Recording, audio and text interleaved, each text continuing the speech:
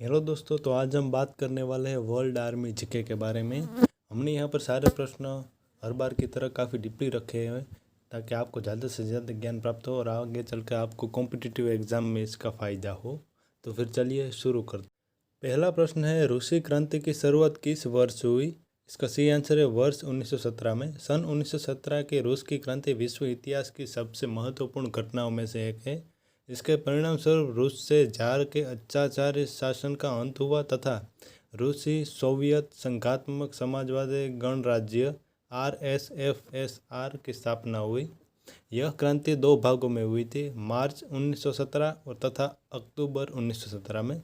पहली क्रांति के फलस्वरूप सम्राट को पद त्याग के लिए विवश होना पड़ा तथा अस्थायी सरकार बनी। अक्टूबर की क्रांति के फलस्वरूप अस्थायी सरकार को हटाकर बोल्शेविक सरकार यानी कि कम्युनिस्ट सरकार की स्थापना हुई।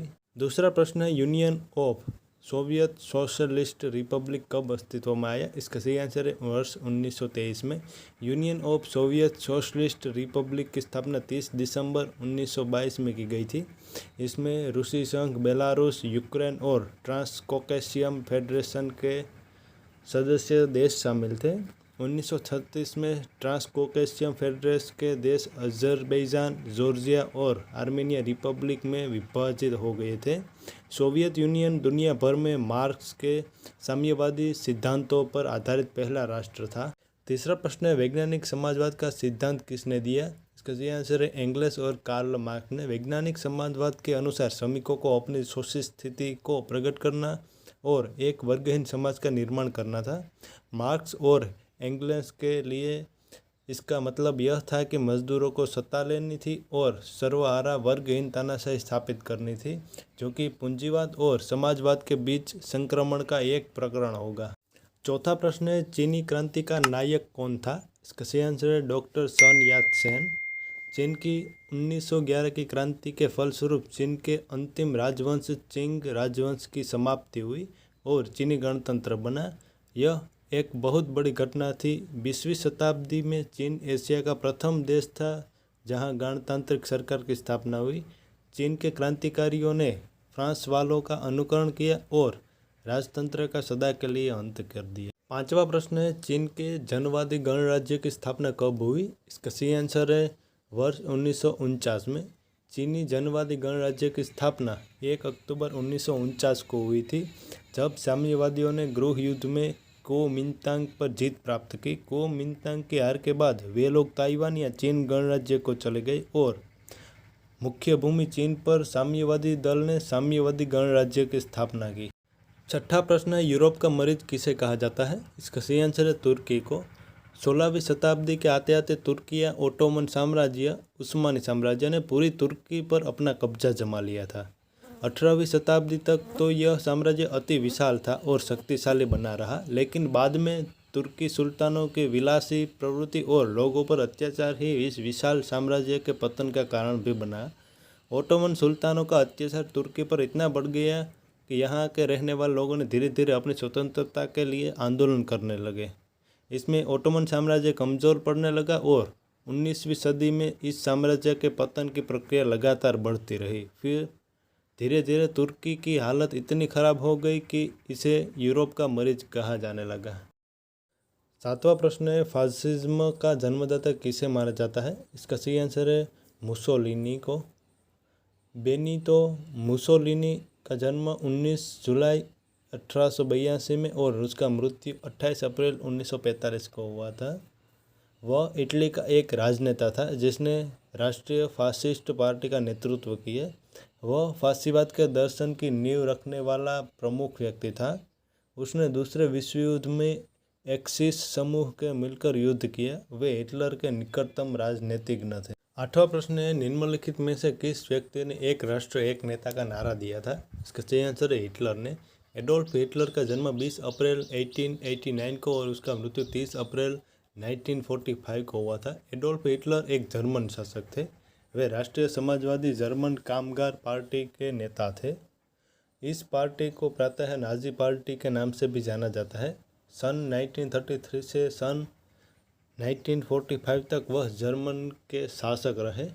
हिटलर को द्वितीय विश्व युद्ध के लिए सर्वाधिक जिम्मेदार माना जाता है। द्वितीय विश्व युद्ध तब हुआ जब उनके आदेश पर नाजी सेना ने पोलैंड पर आक्रमण किया।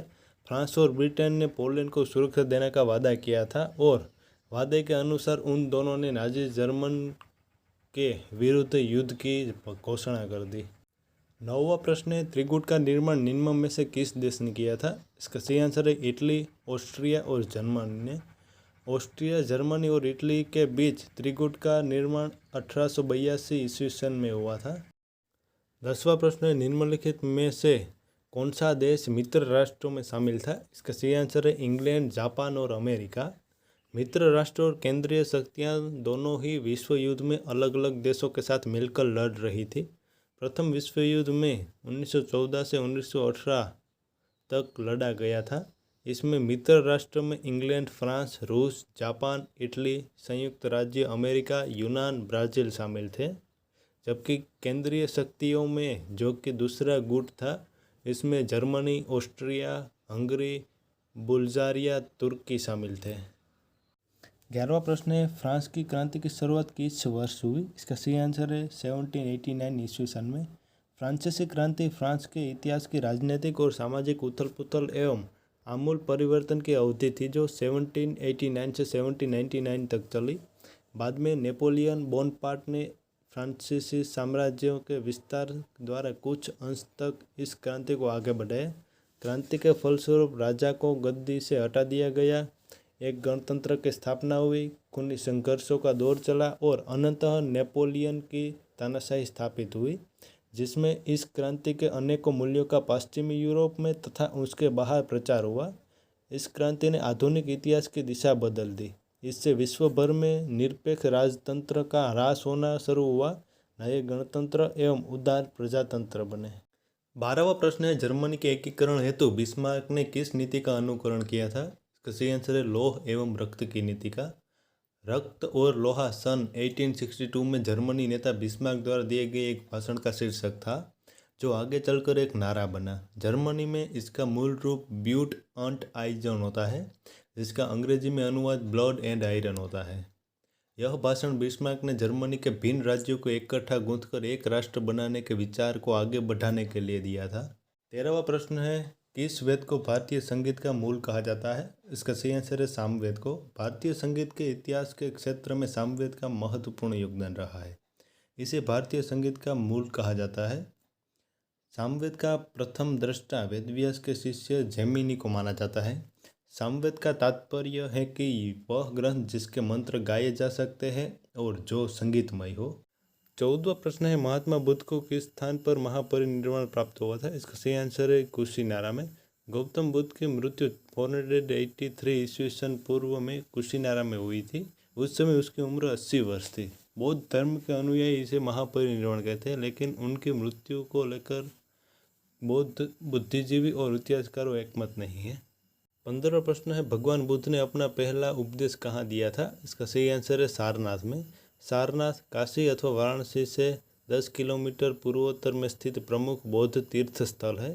ज्ञान प्राप्ति के पश्चात भगवान बुद्ध ने अपना प्रथम उपदेश यहीं दिया था, जिसे धर्मचक्र प्रवर्तन का नाम दिया जाता है और जो बौद्ध मत के प्रचार और प्रसार का आरंभ था।